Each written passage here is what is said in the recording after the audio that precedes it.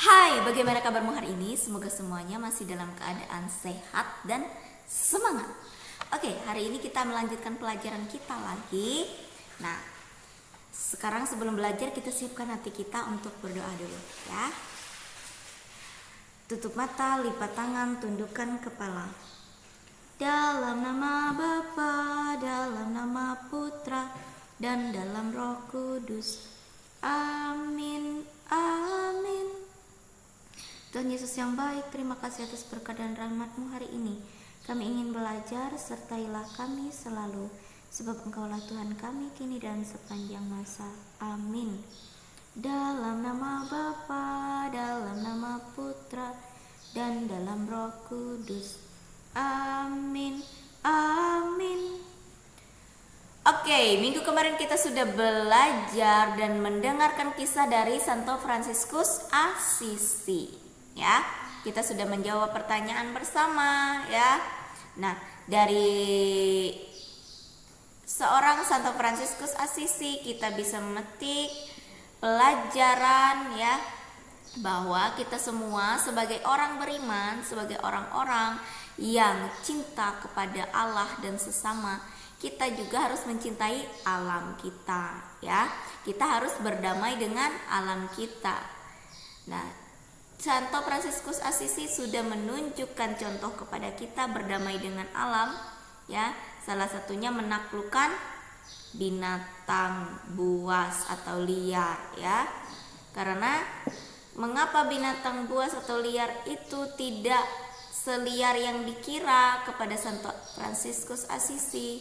Karena Santo Fransiskus menawarkan persahabatan atau perdamaian, tidak membuat gerakan-gerakan yang mengancam si binatang. Ia membuat gerakan-gerakan yang menunjukkan bahwa ia ingin berdamai atau bersahabat. Nah, hal yang sama bisa kita teladani ya, bisa kita tiru. Jangan kita merusak tanaman, jangan kita selalu mengganggu hewan-hewan atau binatang ya.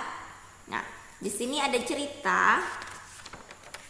Dengarkan baik-baik, Ibu akan bacakan ceritanya.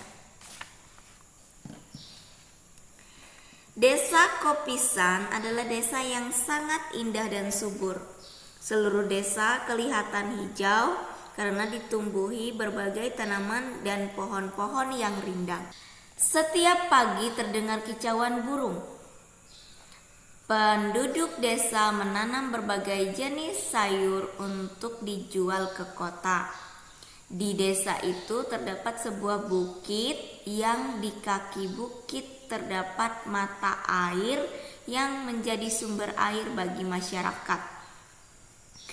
Pada musim kemarau, mata air tersebut juga sangat membantu orang kota karena mereka mengambil air dari desa tersebut. Keadaan desa berubah beberapa tahun ini. Sayur yang ditanam banyak yang tidak bisa dipanen, sehingga masyarakat tidak cukup membiayai kehidupan keluarga. Burung-burung tidak terdengar lagi kicauannya. Yang terdengar hanya suara palsu burung yang direkam untuk memancing burung walet agar hinggap di rumah yang telah disiapkan. Mata air yang dulu tidak pernah berhenti mengalir seperti pedagang kayu, dan mereka mengalami kesulitan air pada musim kemarau. Mengapa hal ini terjadi? Ternyata masyarakat mulai menebang pohon-pohon las untuk mengurus kebun yang mereka miliki. Akhirnya desa ini menjadi gersang. Oke, sekarang pertanyaannya adalah, dari cerita yang kamu baca, pada awalnya desa ini digambarkan sebagai desa yang seperti apa? Apakah dari awal ia digambarkan sebagai desa yang gersang, yang kering, atau subur dan hijau? Ya. Kemudian yang kedua, menurutmu dari cerita itu mengapa kok desa ini akhirnya menjadi gersang? Oke.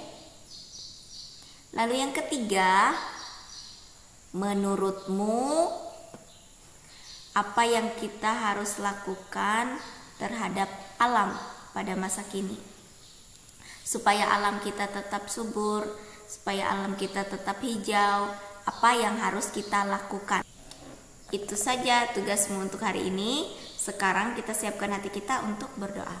Tutup mata, lipat tangan, tundukkan kepala. Dalam nama Bapa, dalam nama Putra, dan dalam Roh Kudus. Amin, amin.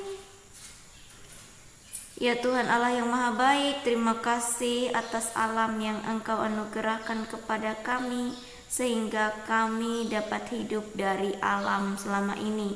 Mampukanlah kami untuk menjaga alam sekitar kami, supaya tetap terjaga dan juga tidak menjadi gersang.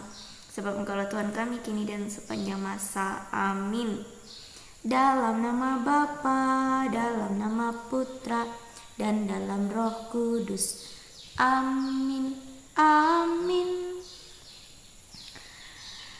Go semangat untuk mengerjakan tugasnya hari ini. Jangan lupa selalu berdoa dan bersyukur, jaga kesehatan, dan kalau keluar rumah pakai masker. Oke, kalau tidak penting-penting tidak usah keluar rumah. Tuhan Yesus memberkati.